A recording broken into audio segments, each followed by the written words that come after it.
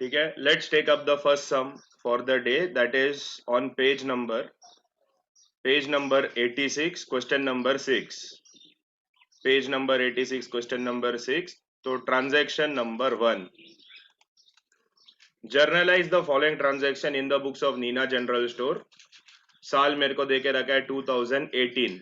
ये जो 2018 मेरे को देके रखा है, ये 2018 में कहाँ लिखूंगा? डेट के कॉलम में फर्स्ट लाइन में 2018 लिखूंगा. डेट.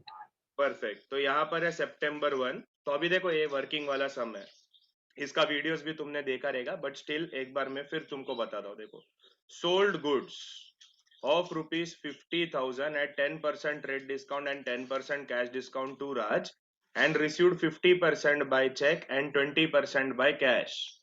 ठीक है, तो इसका वर्किंग जरा करते हैं हम लोग. 50,000 का गुड्स है, तो इसका वर्किंग ले लेते हैं. सर 50,000 का गुड्स है, उसमें 10% ट्रेड डिस्काउंट लगाया गया है. तो देखो मैं कैलकुलेशन कर रहा हूँ, मेरे को हेल्प करना. पहला हम जैसे हमेशा लिखते हैं gross cost. Gross cost is 50,000. Screen पे तुम लोग को ब्लैक स्क्रीन दिखाई दे रहा ना? हाँ, 50,000, उसमें से हम माइनस करेंगे trade discount at the rate of 10%, that is 5,000. तो मेरा वैल्यू आएगा 45,000.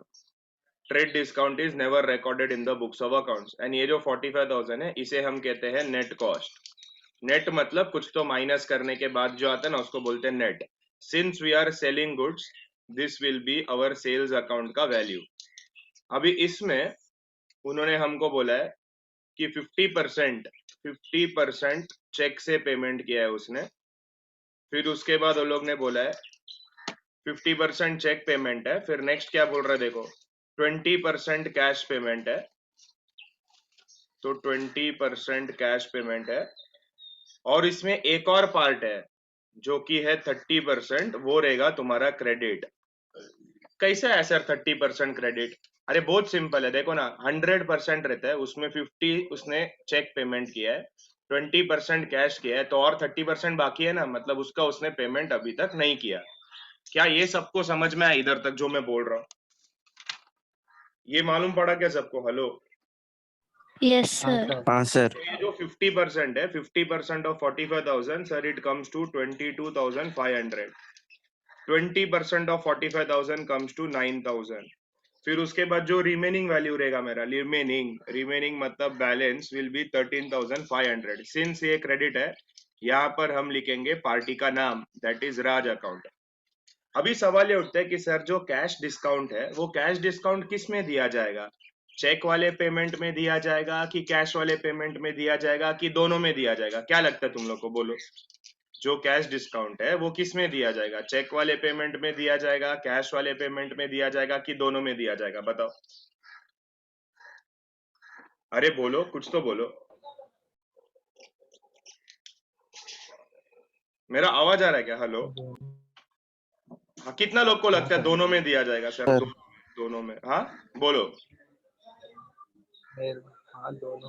हाँ, दोनों में तुमको कैश डिस्काउंट देना पड़ेगा. ठीक है, तो यहाँ पर भी तुमको मिलेगा कैश डिस्काउंट 10%, यहाँ पर भी कैश डिस्काउंट 10% देना पड़ेगा. सर ऐसा क्यों? अरे बहुत सिंपल है. अभी एग्जांपल, तुम लोग अभी मेरे क्लासेस में ना एडमिशन ले रहे हो, मैंने बोला फीस है 30,000, और अगर तुम लोग अभी का भी पेमेंट करोगे ना, तो तुम लोग को 2,000 रुपया का डिस्काउंट. तो क्या तुम लोग अगर मेरे को चेक से पेमेंट करोगे तो मैं तुमको 2,000 रुपया का डिस्काउंट नहीं दूंगा? अरे बोलो, प्लीज रिस्पॉन्ड. चेक से पेमेंट देंगे. ना, चेक से दो, कैश से दो, लेकिन अब भी दो. अगर तुम अभी मेरे को पैसा दिया तो तुमको 2,000 रुपया का डिस्काउंट मिलेगा. तो ये जो कैश डिस्काउंट होता है ना, ये कब दिया जाता है? When payment is made on the spot. अभी वो ऑन द स्पॉट कैसे भी हो सकता है, वो ऑनलाइन हो सकता है, वो कैश से हो सकता है, वो चेक से हो सकता है, कैसे भी हो सकता है, बस पेमेंट होना चाहिए. ठीक है, तो यहाँ पर भी कैश डिस्काउंट मिलेगा. तो यहाँ पर जो चेक तुमको बन के मिलेगा वो है 20,250 का, एंड यहाँ पर 900 रुपया डिस्काउंट रहेगा, मतलब जो कैश मिलेगा वो रहेगा तुम्हारा 1,800 का. तो इसमें सर कौन सा अकाउंट है? तो मैं यहाँ पर जरा डिफरेंट कलर से लिखता हूँ. तो ये रहेगा मेरा बैंक अकाउंट, क्योंकि मैं चेक आ रहा है. ये रहेगा मेरा कैश अकाउंट. अभी मैं अगर गुड्स बेच रहा हूँ, देखो ना इधर सेल्स है, मैं गुड्स सेल कर रहा हूँ, तो मुझे डिस्काउंट देना पड़ेगा. तो this is discount allowed, this is discount allowed, and ये भी जो वैल्यू है ये भी है डिस्काउंट अलाउड। मतलब अगर मैं तुमको पूछूं कि मैंने टोटल कितना डिस्काउंट दिया वो लोग को, टोटल कितना डिस्काउंट दिया सर, 2250 प्लस 900 रुपीज। समझ में आया क्या टोटल डिस्काउंट कैसा है? 2250 प्लस 900, मतलब जो टोटल डिस्काउंट मैंने दिया है दैट डिस्काउंट इज 3150 का, 3150 का टोटल डिस्काउंट मैंने दिया है। अभी तुमको क्या शॉर्टकट सिखाया था मैं, कौन बताएगा मेरे को शॉर्टकट क्या सिखाया था? सर शॉर्टकट ये था कि ऊपर देखने का, वो सेल है कि परचेज है। तो देखो ये सेल्स है, तो ये क्या होएगा, ये होएगा क्रेडिट, बराबर? अरे हाँ ना, कुछ तो हाँ बोलो। सर, हाँ। हाँ ये सर। होएगा क्रेडिट, तो इसका मतलब नीचे जितना भी अकाउंट है, ये एक अकाउंट है, ये दो अकाउंट है, ये तीन अकाउंट है, ये इसके साथ ही जुड़ जाएगा, डिस्काउंट अकाउंट है, एंड ये राज अकाउंट है, ये सारा का सारा हो जाएगा मेरा डेबिट। तो इसका मतलब मेरा आंसर क्या आएगा? मैं डायरेक्टली इधर आंसर लिखता हूँ, मैं लाइन वाइन नहीं मार रहा हूँ। तो यहाँ पर आएगा राज अकाउंट डेबिट 13,500, फिर उसके बाद bank account debit, bank account debit 20,250, फिर उसके बाद कैश अकाउंट डेबिट 8,100, फिर उसके बाद discount allowed, discount allowed account debit 3150। ये समझा ना 3150 कैसा है? दोनों को जोड़ दिया, हाँ 2250 प्लस 900, अलग अलग नहीं लिखने का, जोड़ देने का उसको। To sales account, to sales account 45,000। I hope ये क्लियर है। ये जर्नल एंट्री क्या सबको समझ में आया? देखो ये उसका वर्किंग है, this will be your working note number 1 and this will be your journal entry. मैं यहाँ पर डेट वेट का कॉलम सब नहीं बनाया, क्योंकि अभी इतना सम होने के बाद तुमको डेट का सब कॉलम पता है, लेजर फोलियो खाली रहता है वो भी पता है, एंड डेबिट एंड क्रेडिट भी पता है, तो इसके लिए मैंने डायरेक्टली जर्नल एंट्री ही लिखा है। बोलो इसमें किसी को कोई डाउट? चलो let's take up the next question, that is transaction number 2। तो इसको मैं निकाल देता हूँ, ये एलिमिनेटेड, एंड इसके बाद वाला जर्नल एंट्री भी नहीं चाहिए। चलो सेकेंड क्वेश्चन, सेकेंड क्वेश्चन क्या बोल रहा है? सेकेंड क्वेश्चन बोल रहा है bought goods worth ₹60,000 from Prashant at 7.5% rate discount and half of the amount paid by cash. अगर हाफ अमाउंट वो कैश से पे कर रहा है तो बाकी हाफ का क्या रहेगा? अगर हाफ कैश है तो बाकी हाफ क्या रहेगा? ट्रांजैक्शन। Credit transaction. परफेक्ट। तो चलो इसका कैलकुलेशन करते हैं, ये बहुत सिंपल सा क्वेश्चन है।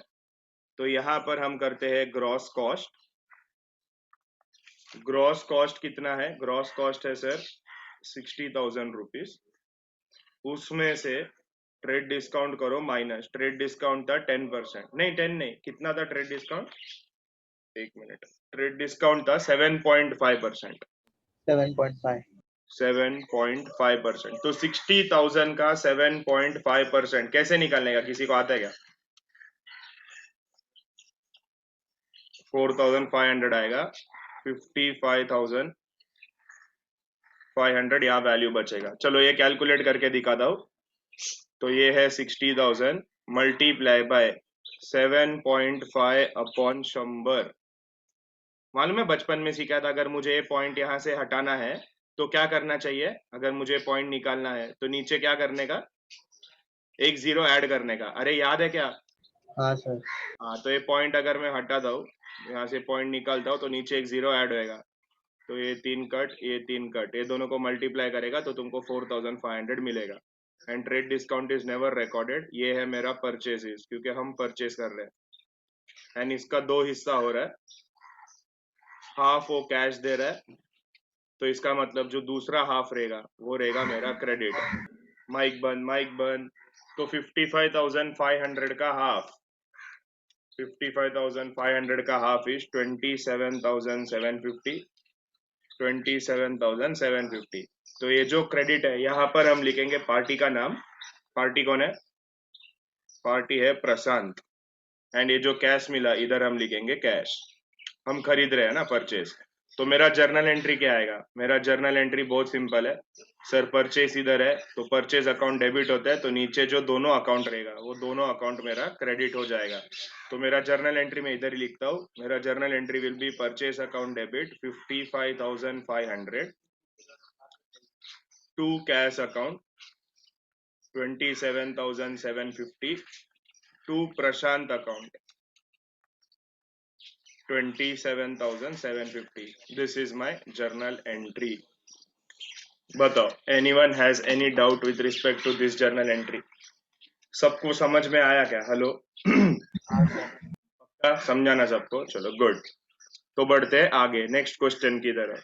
तो ये है मेरा सेकेंड क्वेश्चन जो मैंने कर दिया है complete. Next question is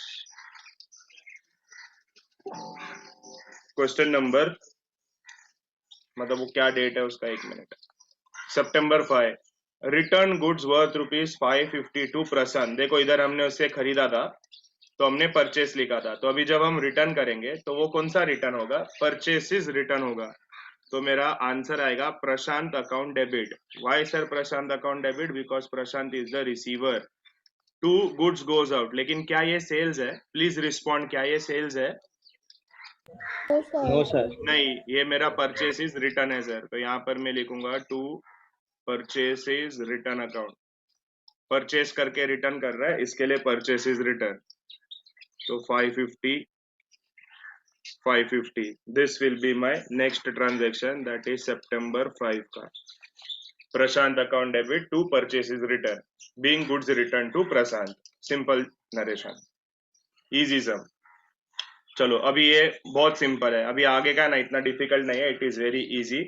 late start. क्या बोल रहा है देखो, sold goods worth ₹90,000 to Ranveer on credit. देखो ऑन क्रेडिट मतलब पैसा नहीं मिला, तो पार्टी का नाम चाहिए मेरे को, रणवीर चाहिए मेरे को, एट 10% रेट डिस्काउंट। तो sold goods for 90,000 at 10% rate discount. तो कैलकुलेशन करते हैं, ग्रॉस कॉस्ट 90,000, उसमें से less 10% rate discount.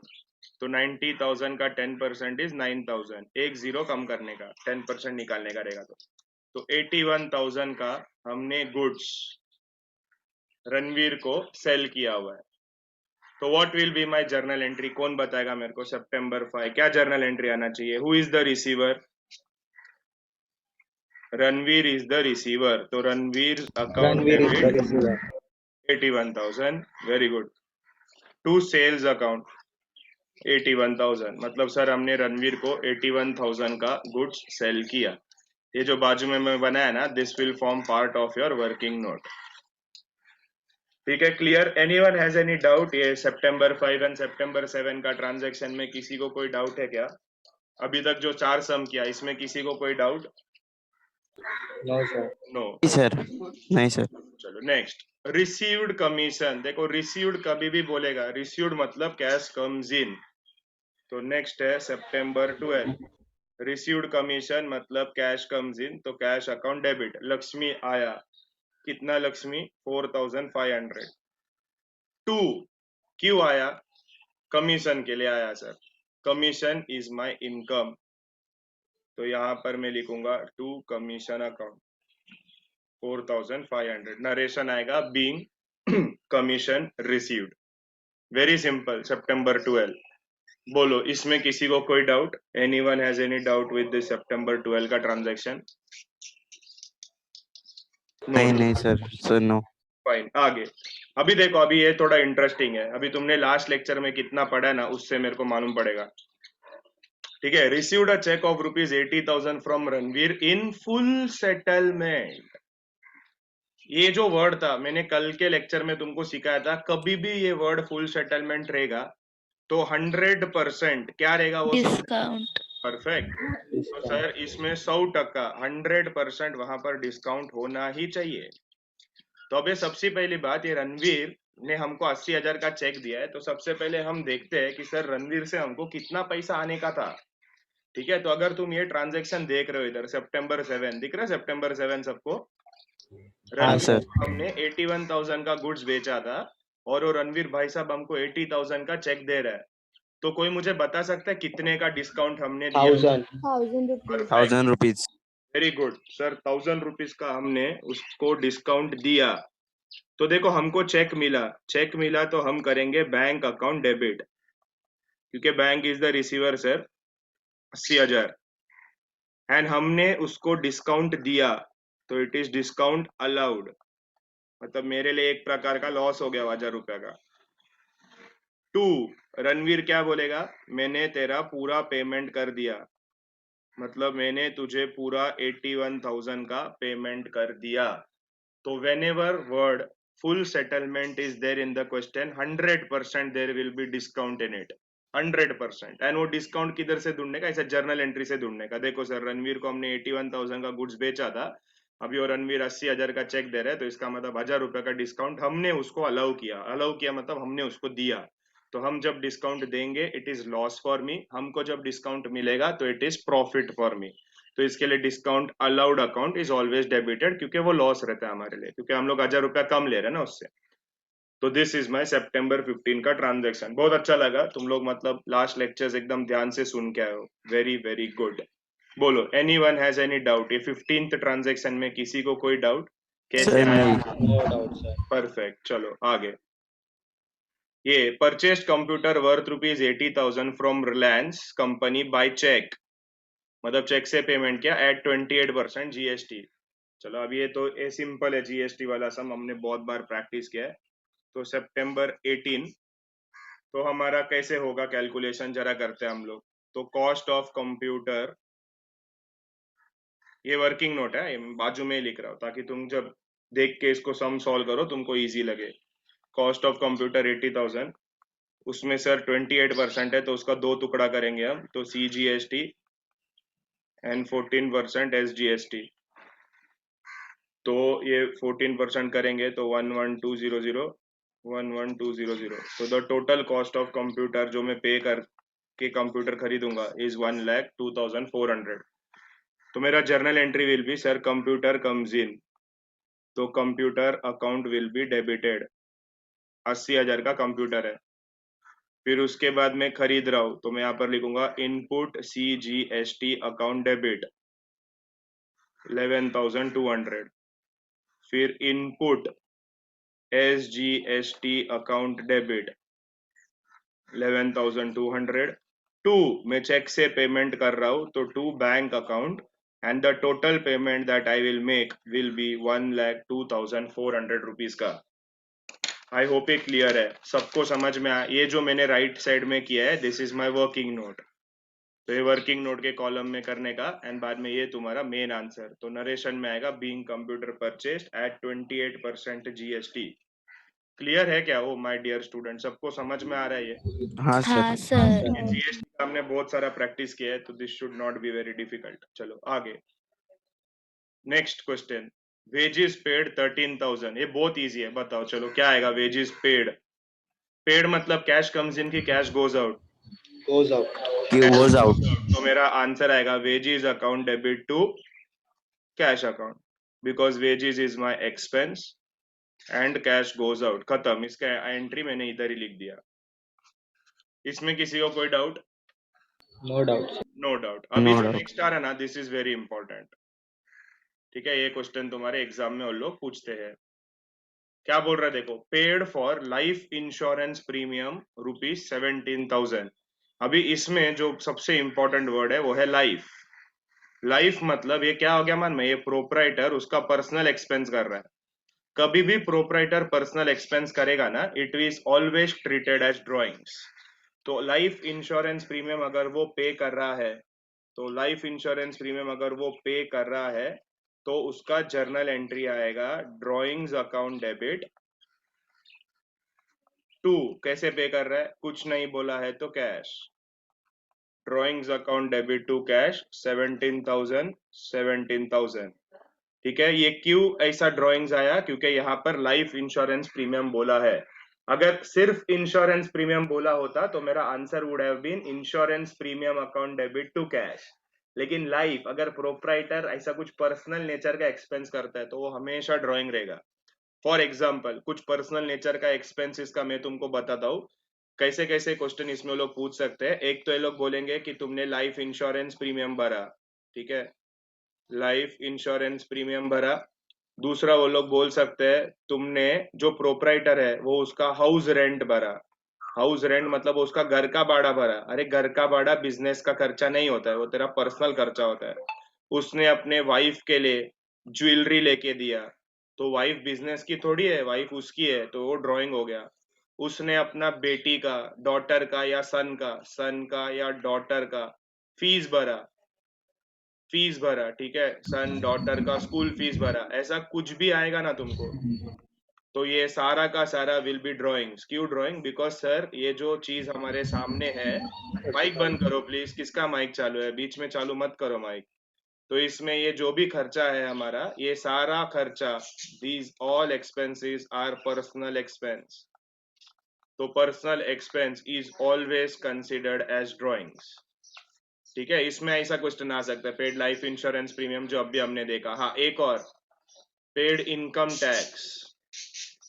Income tax is also personal in nature, वो इंसान का टैक्स होता है, इंसान भरता है उसको, तो इट इज पर्सनल एक्सपेंस। तो इसके लिए paid income tax, paid house rent, paid life insurance premium, या फिर वाइफ को ज्वेलरी लेके दिया, सन का फीस भरा, डॉटर का फीस भरा, या कोई दोस्त का शादी था, वो दोस्त का शादी में दोस्त को गिफ्ट किया, ये सारा का सारा चीज तुम्हारा ड्राइंग में ही आएगा। देखो अभी हमने क्या किया यहाँ पर सर, एक ही आपने लाइफ इंश्योरेंस के अंदर हमको इतना सारा चीज एक साथ बता दिया, या फिर ये कैसे बनता है मान में, फिर एक एक का अलग अलग क्वेश्चन बनेगा। अभी मेरा क्या प्लान है कि ऐसा अलग अलग क्वेश्चन सीखने से, एक जब हम सीख रहे हैं तो उसमें क्या क्या वेराइटी में वो लोग पूछ सकते हैं, वो अगर हम लोग तुरंत उधर का उधर ही सीख लिया तो हमारा काम बच जाता है। तो ये जो अभी है, ठीक है, ये सारा वेराइटीज अभी जब भी तुम लोग ये वीडियो देख देख के लिखते रहोगे ना, तो ये सब वेराइटीज नीचे लिख के रखना कि ये सब पॉसिबिलिटी है, क्योंकि एग्जाम में पूछेंगे, 100% आएगा, देख लेना तुम। 100% तुम्हारा कोई भी कॉलेज रहेगा ना, उसमें लोग डालेंगे ही, या तो लाइफ इंश्योरेंस डालेंगे, या तो इनकम टैक्स डालेंगे, या तो हाउस रेंट डालेंगे। और अगर तुम्हारा कॉलेज ऐसा थोड़ा टफ लेवल का कॉलेजेस है जिसमें लोग थोड़ा हायर लेवल क्वेश्चंस पूछते हैं, तो उधर ऐसे तो पूछेंगे, स्कूल फीस भरा, वाइफ को ज्वेलरी लेके दिया, या दोस्त का शादी था तो दोस्त का शादी में जाने का टाइम दोस्त को गिफ्ट लेके गया, तो वो सब तुम्हारा पर्सनल खर्चा है। तो पर्सनल खर्चा अगर तुम करेगा तो it will always be treated as drawings. I hope this is clear. अरे बहुत एक्सप्लेनेशन दे दिया, समझा क्या सबको? Yes, sir. Yes, sir. तो ये है ना, एकदम दिमाग में ऐसा फिट कर दो कि ये बहुत इंपॉर्टेंट पार्ट है एंड इसमें मैं मिस्टेक नहीं कर सकता हूँ या कर सकती हूँ, ठीक है। चलो आगे बढ़ते हैं, ये सबको समझ में आ गया। तो लास्ट वाले में आ जाते हैं। देखो यहाँ पर, sold goods worth ₹28,000 to Tushar who paid us 18,000 immediately. चलो ठीक है, तो इसको थोड़ा समझने के लिए अपन थोड़ा इजी करते हैं। सर हमने 28,000 का गुड्स है ना सेल किया तुषार को, उसमें वो तुषार हमको कितना पेमेंट अभी तुरंत कर रहा है, तो कैश में कितना पेमेंट कर रहा है वो? 18,000 सर तुरंत दे रहा है। इसका मतलब क्रेडिट में कितना रहेगा बताओ, बोलो ना। 28,000 में से 18,000 दिया उसने, तो क्रेडिट में कितना बचेगा? 10,000. 10,000। तो सर कैश में जो दिया यहाँ पर आएगा मेरा कैश अकाउंट, क्रेडिट में जो है वहां पर आएगा तुषार का नाम। तो ये सेल्स है सर, तो अगर सेल्स अकाउंट मेरा क्रेडिट होता है तो नीचे जो भी मेरा अकाउंट यहाँ पर बनेगा ये सारा का सारा तुम्हारा डेबिट हो जाएगा। तो मेरा answer will be Tushar account debit 10,000, cash account debit 18,000 to sales account 28,000 and date of this transaction is सितंबर, क्या डेट था वो? 27। खत्म, सिंपल सा। बताओ, एनीवन हैज एनी डाउट ये सम में? ये समझा सबको? ये भी तुम वर्किंग नोट में बना के रखो। देखो जब भी तुम ये देख देख के लिखते रहोगे, ठीक है, जब तुम इसका वर्किंग नोट बनाओगे तो मेक श्योर कि आप लोग है ना वर्किंग नोट अच्छे से लिखो, क्योंकि ये अभी नहीं, तुमको ये आगे भी काम आएगा, तुम्हारे 11th में भी काम आएगा। फिर उसके बाद अगर तुम कोई प्रोफेशनल एग्जाम लिख रहे हो तो प्रोफेशनल एग्जाम में काम आएगा। तुम जब फर्स्ट ईयर में जाओगे, 13 स्टैंडर्ड फर्स्ट ईयर बोलते हैं उसे, 13 में जाओगे तभी भी तुमको काम आएगा, क्योंकि कुछ 13 के स्टूडेंट्स लोग बोलते हैं कि सर ये फिर वो सब्सिडियरी बुक जो इसका आगे का चैप्टर है सर उसका वीडियोज है क्या आपके पास, आप जरा दो ना, वो सुनेगा ना तो समझ में आ जाएगा हमको सब। तो इसके लिए मैं कह रहा हूँ जब भी वर्किंग नोट बनाओगे तो वर्किंग नोट जब भी बनाओगे ना तो उसको नीट एंड क्लीन बनाने का। होता क्या है, बहुत सारा स्टूडेंट लोग वर्किंग नोट है ना गंदे तरीके से लिखते हैं, मतलब कैसा भी गंदा, फिर बाद में वो खुद ही सोच में पड़ जाते कि मैंने ही लिखा गया। तो ऐसे मत करो, एकदम नीट एंड क्लीन तरीके से लिखो ताकि तुमको भी सब समझ में आ जाए, एंड एग्जामिनर जो तुम्हारा पेपर चेक कर रहा है उसको भी सब समझ में आ जाए। चलो, तो ये जो मेरा फर्स्ट सम हम लोग ने आज के लेक्चर में किया, क्या इसमें किसी को कोई डाउट है? कोई ट्रांजैक्शन तुमको समझा नहीं, कुछ आया नहीं, ऐसा कुछ है तो मेरे को बताओ। चलो, anyone has any doubt with respect to this sum? No doubt, चलो फाइन। तो ये सम हमारा हो गया, ये वैसे भी सिंपल था, कोई इसमें डाउट जैसा कोई था ही नहीं।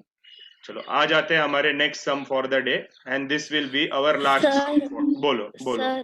Casting casting? अरे आगे टोटलिंग तेरे को करना पड़ेगा। अभी देख मैं कैसे सिंगल सिंगल अलग अलग एंट्री किया ना, तो अभी मेरे को उसका टोटल मालूम नहीं। अभी जब तू जर्नल में सब एंट्री एक के नीचे एक लिखेगी, उस टाइम पे जब तेरा टोटल आएगा तो उसमें टोटल मार देना, राइट आ जाएगा। क्या प्लस तो करने का शालिनी, कितना इजी तो है वो। ओके। ठीक है, चलो आ जाते हैं नेक्स्ट सम पे। That is sum number 7। Journalize the following transaction in the books of Varun. ठीक है, तो ये 2018 अक्टूबर 1। चलो, first transaction, purchase the machinery of 95,000 and paid 5,000 for freight.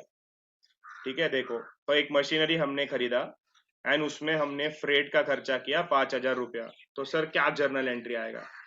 तो अक्टूबर 1 का मेरा जर्नल एंट्री आएगा, machinery comes in, machinery account debit, and हमने खर्चा किया है, पेड मतलब कैश गोज आउट। सर सवाल ये उठता है, मशीनरी का कॉस्ट क्या रहेगा? What will be the total cost of machinery? The total cost of machinery, Akshay mike बंद, total cost of machinery will be ₹1 lakh. Total cost of machinery 1 lakh रुपया रहेगा। ये कैसे है सर? 95,000 plus 5,000 rupees. सर ये 5,000 आपने ऐड क्यों किया? तो अभी सुनो ध्यान से, देखो कैसा रहता है। अभी एग्जांपल लेते हैं हम लोग। अभी है ना, मैंने क्या किया, मैंने एक एसी खरीदा हुआ है। एसी खरीदा मैंने, कोई भी ऑनलाइन साइट से मैंने एसी खरीदा, सपोज मैंने अमेजोन से एसी खरीदा है, मेरे को एसी मिला 35,000 का। तो जब आप एसी खरीदते हो ना, तो आपको लोग क्या बेचते हैं? मन में उसका यूनिट्स बेचते हैं। तो 35,000 का ये एसी मेरे पास आ गया, मेरे घर में बॉक्स में पड़ा है। क्या मैं वो ऐसे डायरेक्टली बॉक्स में से यूज कर सकता हूँ निकाल के बाहर रख के? नहीं नहीं सर, नहीं कर सकते आप। इसमें आपको इंस्टॉलेशन करना पड़ता है। तो जनरली क्या होता है, जब आप एसी परचेज करते हो ना, तो आपका बॉक्स आता है, फिर उसके बाद उसको इंस्टॉल करने के लिए कंपनी से लोग आते हैं। इंस्टॉल करने के लिए मतलब सर क्या क्या लगता है उसमें? उसमें पानी का पाइप लगता है, फिर जो बड़ा यूनिट तुम बाहर रखते हो वो बड़ा यूनिट का स्टैंड लगता है। तो ये जो इंस्टॉलेशन का ना, वो लोग एक अराउंड 5,000 रुपया वो लोग कॉस्ट लेते हैं। तो 5,000 रुपीज इंस्टॉलेशन का कॉस्ट। तो अगर मैं तुमको पूछूं कि मेरे को टोटल वो एसी कितने में पड़ा, what is the total cost of my AC, तो तुम 35,000 नहीं बोलेगा, तुम बोलेगा total cost of my AC is 40,000। क्यों ऐसा? क्योंकि जब तक मैं ये 5,000 का खर्चा नहीं करूंगा ना, तब तक मैं एसी यूज ही नहीं कर सकता। मतलब अगर मैं कोई भी फिक्स्ड असेट खरीदता हूँ और उसमें ऐसा कोई खर्चा मुझे करना पड़ता है जिसको अगर मैं ना करूँ तो मैं यूज ही नहीं कर सकता, तो उसको हम लोग हमेशा कॉस्ट में ऐड कर देते हैं। सिमिलरली जब मैंने यहाँ पर मशीनरी 95 का खरीदा, जब तक मैं वो ट्रांसपोर्ट करके मेरे प्लेस पे नहीं लेकर आता, तब तक मैं वो मशीन को यूज ही नहीं कर सकता। तो कहने का moral of the story is कि ऑल एक्सपेंसेस जो तुम इनकर करते हैं, ठीक है, that is necessary to put that asset into use should be added to the cost of that asset.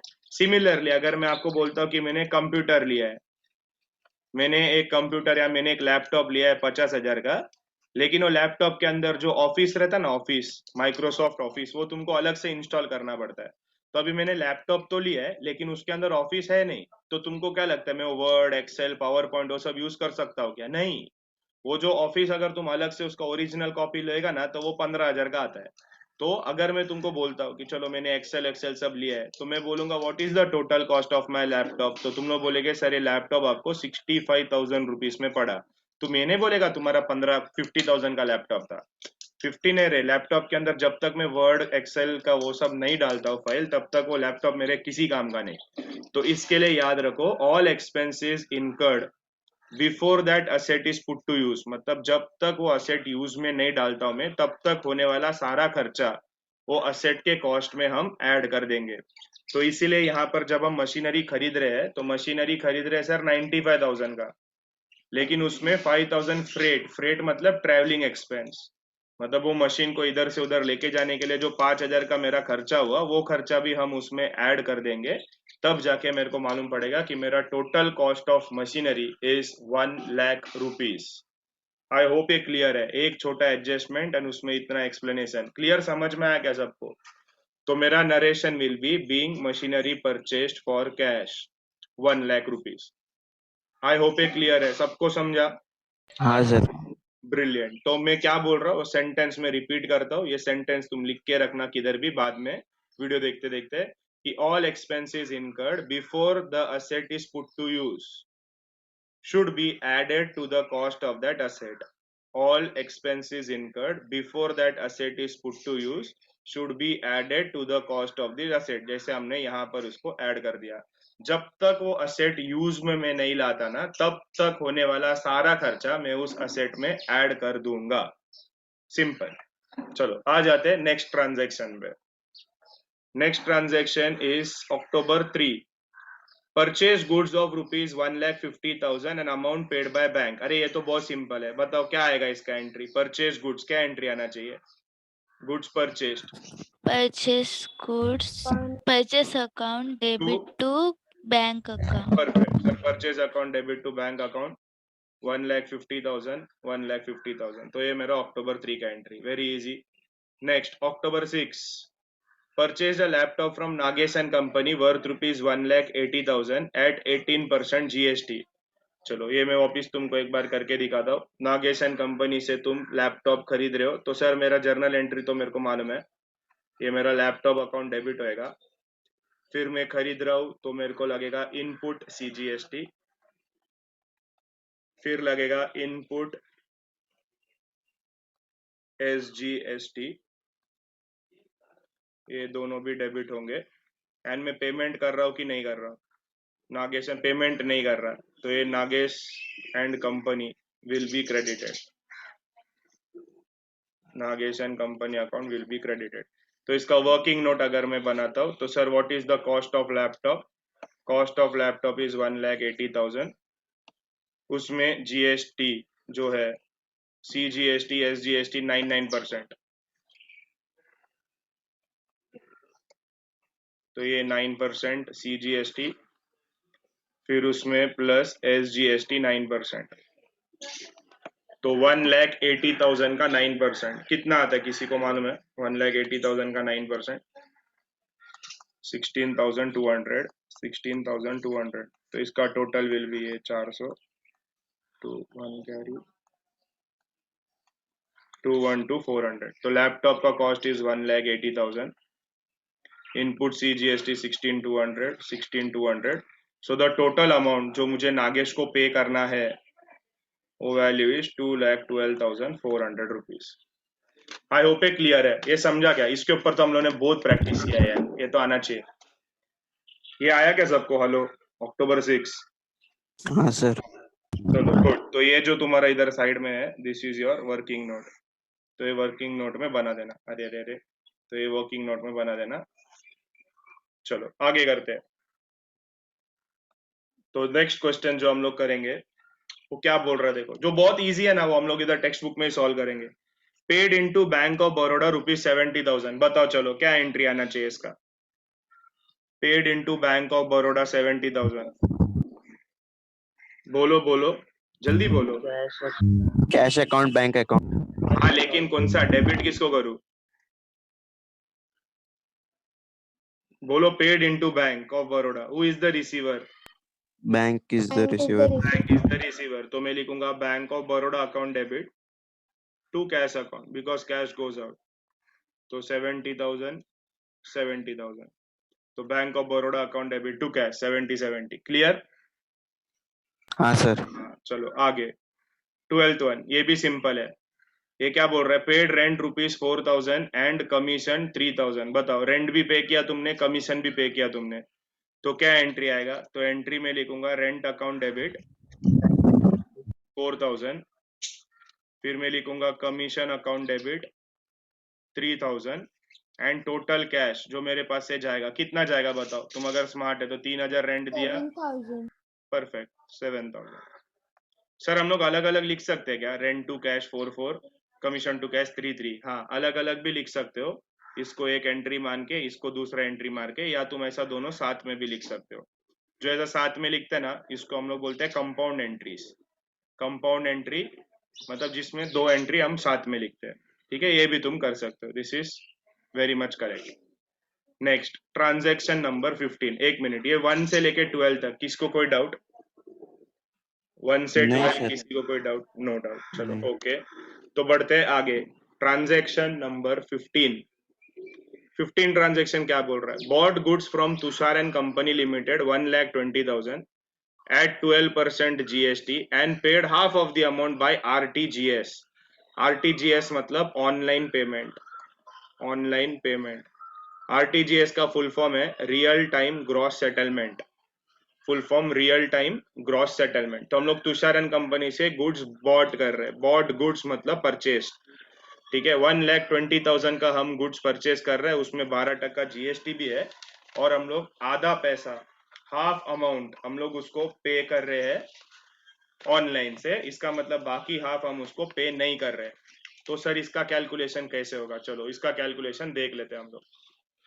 तो सर हम लोग तुषार एंड कंपनी से गुड्स खरीद रहे हैं 1,20,000 का, तो हम लोग गुड्स परचेस कर रहे हैं सर 1,20,000 का, तो परचेस कर रहे हैं तो सर उसमें जीएसटी लगेगा, 12% जीएसटी था, तो C GST will be 6% and S GST will be 6%। तो सर 6% ऑफ 1,20,000 यहाँ पर आएगा 7,200, यहाँ पर आएगा 7,200।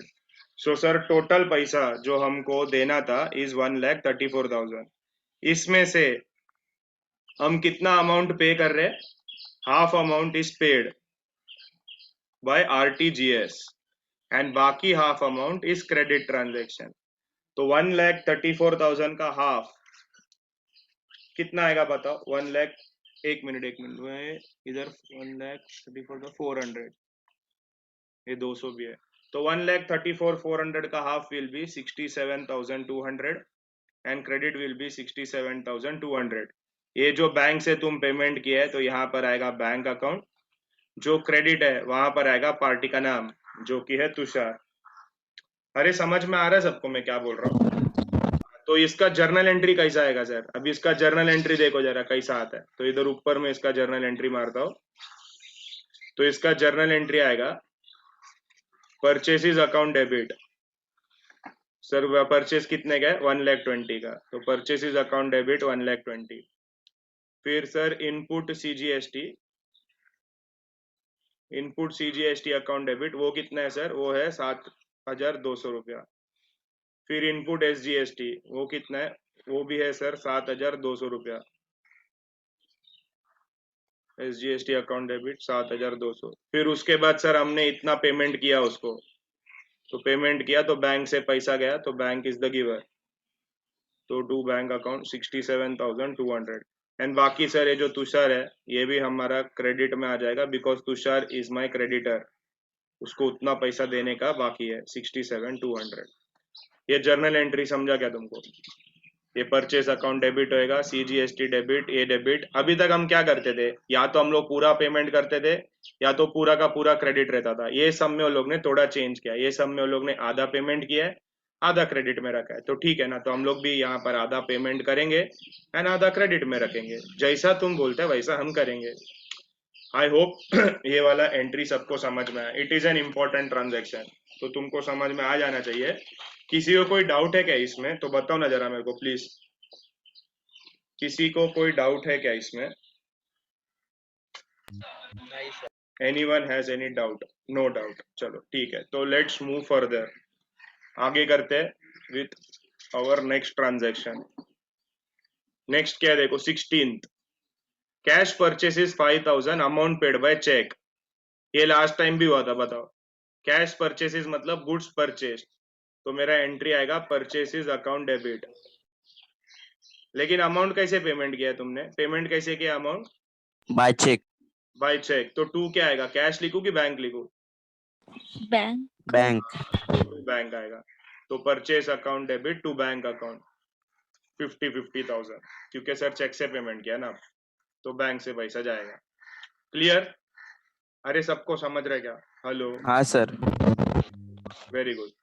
20th, अभी देखो ये क्या बोल रहा है, invoice goods to Satish. Invoiced मतलब sold goods to Satish 80,000 at 12% GST and amount received by cheque. बोलते हैं पूरा का पूरा अमाउंट तुमको सतीश ने चेक से दे दिया।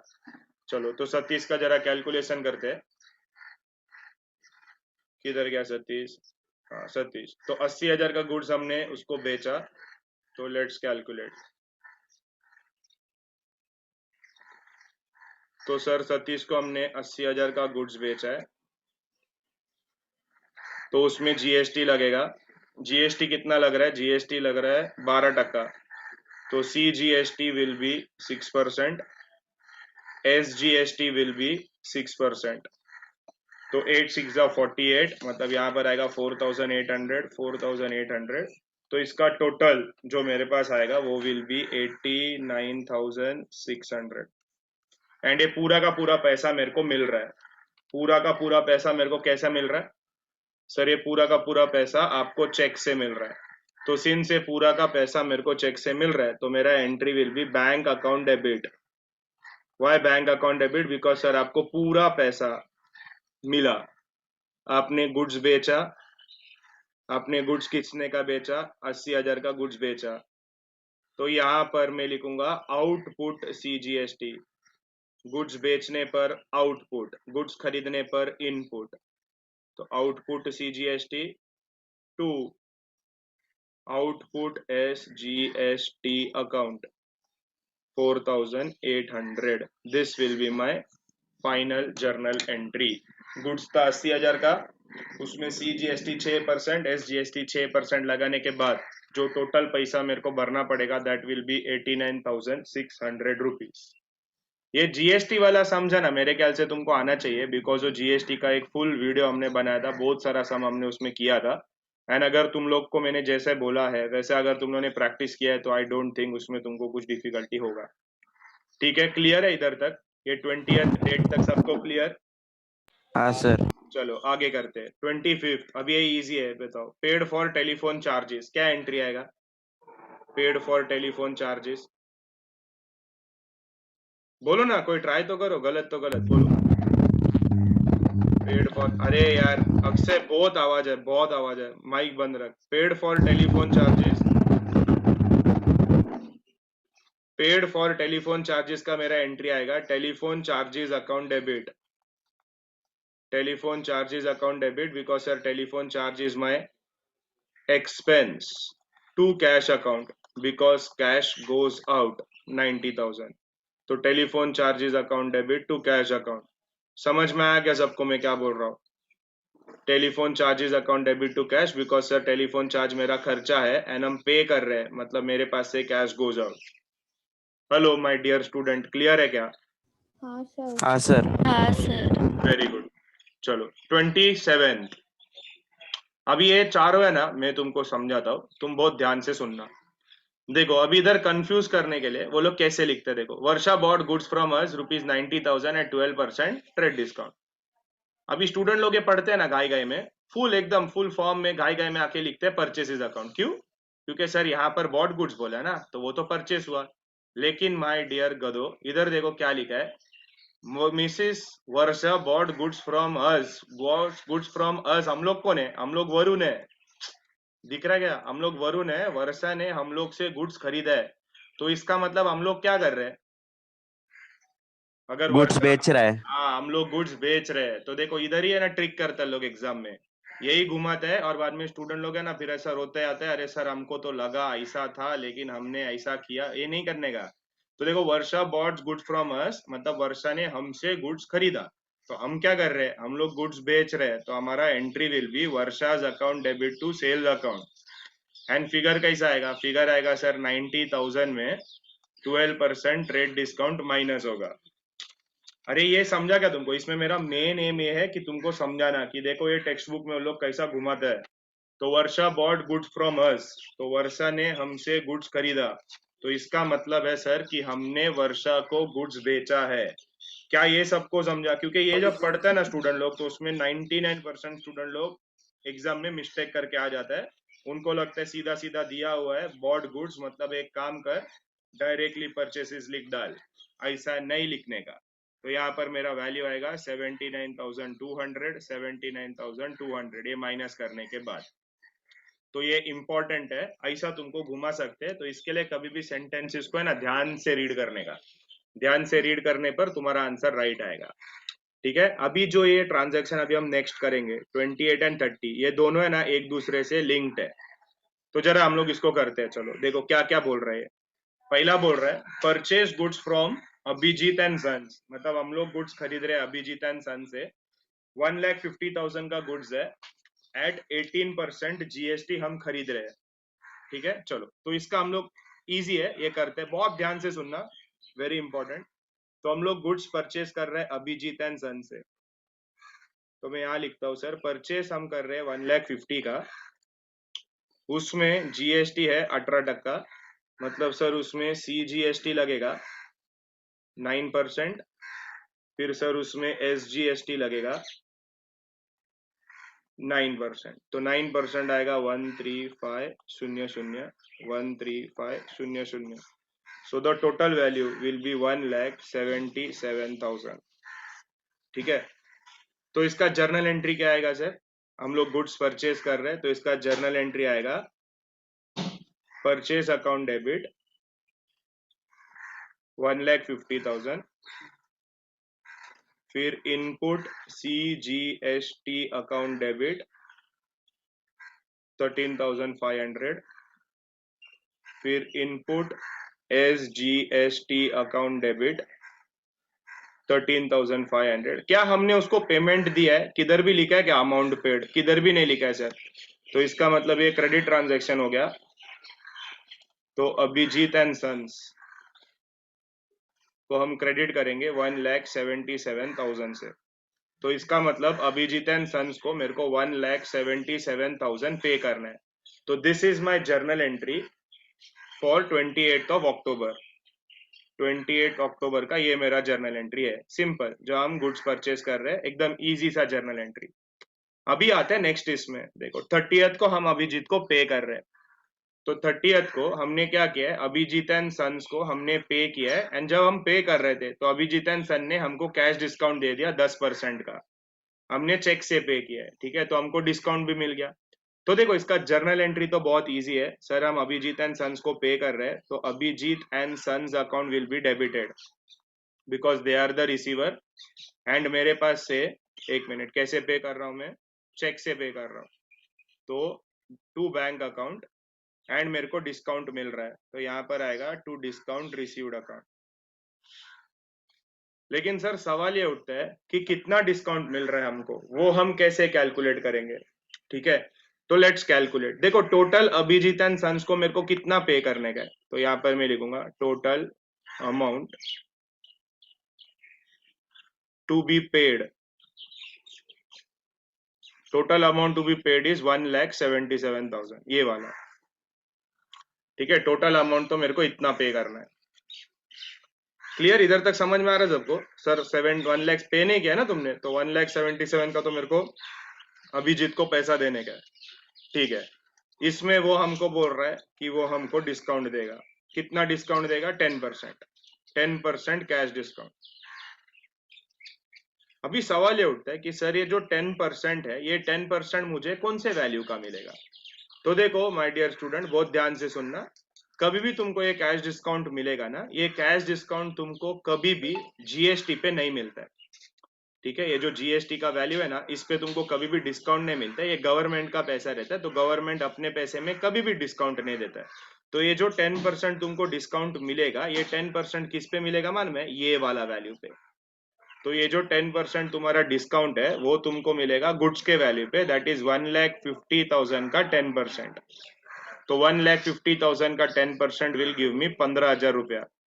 तो 15,000 का मेरे को डिस्काउंट मिला, एंड द टोटल अमाउंट जो मैं उसको पे करूंगा विल बी 1,62,000। ठीक है। तो यहाँ पर जब मैं लिखूंगा कि सर बैंक से मैंने कितना पे किया, बैंक का मेरा चेक जाएगा 1,62,000 का, 15,000 का उसने मेरे को डिस्काउंट दिया है, तो मैंने उसका पूरा पेमेंट 1,77,000 का क्लियर कर दिया। तो ये बहुत इंपॉर्टेंट पार्ट है कि जब भी ऐसा कैश डिस्काउंट देंगे तो कैश डिस्काउंट तुमको कभी भी जीएसटी पे नहीं मिलेगा। कैश डिस्काउंट हमेशा ये परचेस वैल्यू पे मिलता है। जीएसटी ये जो है ना, जीएसटी, एसजीएसटी, सीजीएसटी, ये गवर्नमेंट का पैसा है। गवर्नमेंट बोलेगा तुझे अगर डिस्काउंट देने का इतना मत ये करना है, तेरे को डिस्काउंट देना है, तो तू तेरा डिस्काउंट दे, तेरे यहाँ से कम कर, मेरा पैसा कम नहीं करने का। समझ में आया क्या? अरे हेलो, समझ में आ रहा है तुमको मैं क्या बोल रहा हूँ? हाँ, तो ये हाँ जो सर। सीजीएसटी, एसजीएसटी है ना, इसमें कभी भी तुमको डिस्काउंट नहीं मिलेगा। जब भी डिस्काउंट मिलेगा वो ऊपर जो भी जितने का भी गुड्स तुम खरीद रहे हैं, जितने का गुड्स तुम बेच रहे हो, वो वैल्यू पे डिस्काउंट कैलकुलेट होता है। तो this is very important part, इसके लिए मैंने सामने सामने रखा है। तो तुम्हारा जर्नल एंट्री सिंपल है, खाली इसमें ना मिस्टेक मत करना। ये फर्स्ट टाइम आ रहा है तुम्हारे सामने, इसके लिए मैं बोला इसको आराम से तुमको सिखाता हूँ। तो ये 1,50,000 देखो, ये जो मैं लिखा दिख रहा है 1,50,000 है ब्रैकेट में, ये हो सके तो है ना एक डिफरेंट कलर पेन से लिखना। ठीक है, इतना वाला पार्ट है ना, डिफरेंट कलर का पेन यूज करो। इतना पार्ट में डिफरेंट कलर का पेन यूज करो ताकि एग्जाम के दिन तुमको समझ में आ जाए कि वो यहाँ पर कुछ तो डिफरेंट था। बस ये तुम्हारा दो एंट्री है। This is entry of 28 October and ये तुम्हारा एंट्री ऑफ 30 अक्टूबर, जब तुम उसको पेमेंट कर रहे हैं। क्योंकि क्या होता है, मैं स्टूडेंट लोग क्या करते हैं, 10% है ना, ये 1,77,000 का निकालते हैं, जो कि गलत हो जाता है। फिर वो गलत हो जाता है क्योंकि जब तुमको डिस्काउंट देते हैं वो लोग, और जीएसटी वाला ट्रांजैक्शन है, तो डिस्काउंट हमेशा ये वाला वैल्यू पे मिलता है, जीएसटी पे डिस्काउंट नहीं दिया जाता है। आई होप ये एकदम एकदम एकदम क्लियर है, सबको समझ में आया मैं क्या बोल रहा हूँ? हाँ सर। ब्रिलियंट। चलो, तो समझ में आ गया, तो आ जाते हैं अपना लास्ट क्वेश्चन पे। ये लास्ट क्वेश्चन तो बहुत इजी है, ये तो तुम लोग ही मेरे को बता देगा। बताओ, पेड फॉर एडवर्टाइजमेंट क्या लगता है तुमको, एंड ब्रोकरेज 12,000। अगर मैं अलग अलग लिखता हूँ इसको तो क्या क्या एंट्री आएगा मेरा? पेड फॉर एडवर्टाइजमेंट क्या एंट्री आना चाहिए? एंड ब्रोकरेज दोनों पेड, पेड मतलब कैश गोज आउट, एंड ये दोनों मेरा खर्चा है, तो मेरा एंट्री आएगा एडवर्टाइजमेंट अकाउंट डेबिट 8,000, फिर brokerage account debit 12,000, to cash account 20,000 रुपया। क्योंकि सर ये advertisement is my expense, brokerage is my expense, and मेरे पास से cash goes out. So this is one way in which I can write this answer. दूसरा way is I will write it two different entries. Two different entry मतलब एक में लिखेगा advertisement to cash 8,000 8,000, फिर मैं अलग से लिखूंगा ब्रोकरेज टू कैश 12,000 12,000। या तो तुम ऐसे दो अलग अलग लिखो या दोनों साथ में लिखो, दोनों राइट ही है। आई होप ये क्लियर है। तो अगर तुम मुझे पूछोगे ना कि ये जो सम है ना सर, इसमें इंपॉर्टेंट कौन सा है, तो इसमें इंपॉर्टेंट है पहला वाला, तो ये Varsha bought goods from us, and बाद में ये दो। ठीक है, तो 27th 28th एंड 30 इसको थोड़ा अच्छे से करने का, क्योंकि देखो एग्जाम में ना सम डिफिकल्ट नहीं आएगा। एग्जाम में वो लोग खाली ये टेस्ट करेंगे कि तुम लोग सम को ध्यान से रीड करके सॉल्व करते हो कि ऐसे ही घाई घाई में सॉल्व करते हो। घाई घाई में सॉल्व करोगे तो रॉन्ग हो जाएगा। आराम से रीड करके ध्यान से सॉल्व करोगे तो तुम्हारा इजीली आंसर आना चाहिए। आई होप ये क्लियर है, सबको समझ में आया क्या इधर तक? हेलो, अरे तुम लोग रिप्लाई नहीं करते, समझ में आया? हाँ सर। चलो, ब्रिलियंट ब्रिलियंट। तो आज के लेक्चर के लिए इतना ही रखते हैं, ये फर्स्ट 2 सम्स। तो इसका मैं अभी वो रिकॉर्डिंग ये करके बंद करके तुमको रिकॉर्डिंग सेंड करता हूँ, तो रिकॉर्डिंग में सुनो और बाद में जर्नल एंट्री आज के दिन में कभी भी लिखो तुम, ऐसा नहीं कि अब भी, क्योंकि बहुत लोग सुबह से लेक्चर अटेंड कर रहे हो, तो तुम लोग थोड़ा ब्रेक ले सकते हो। मैं तुमको रिकॉर्डिंग भेजता हूँ, शाम को आराम से बैठ के उसको लिख लेना। ठीक है, मैं तो बोलेगा बिना देख के करने का सॉल्व करो, और बाद में चेक करो कि तुमको सुबह सुबह जो सीखा हो शाम को याद आता है क्या। और फिर भी अगर तुमको ऐसा लग रहा है नहीं नहीं गड़बड़ हो रहा है, तो तुम एक बार रिकॉर्डिंग सुनो, फिर रिकॉर्डिंग बंद करो और फिर वापस बिना देख के सॉल्व करो। जितना तुम बिना देख के सॉल्व करेगा ना, उतना तुम्हारा बीके स्ट्रांग होएगा। देख देख के सॉल्व करने का कोई मतलब नहीं बनता। तो मैं तो बोलेगा फुल सम सुनने का एक बार, फिर उसके बाद है ना फुल सम बिना देख के सॉल्व करने का। समझा क्या सबको मैं क्या बोल रहा हूँ? ये तरीका अपनाओ तो तुम्हारा BK will always be your favourite subject, एकदम इजीली हो जाएगा तुम्हारा। ठीक है, चलो आज के लिए इतना ही रखते हैं, मिलते हैं हम लोग का नेक्स्ट क्लास के लिए। चलो बाय बाय।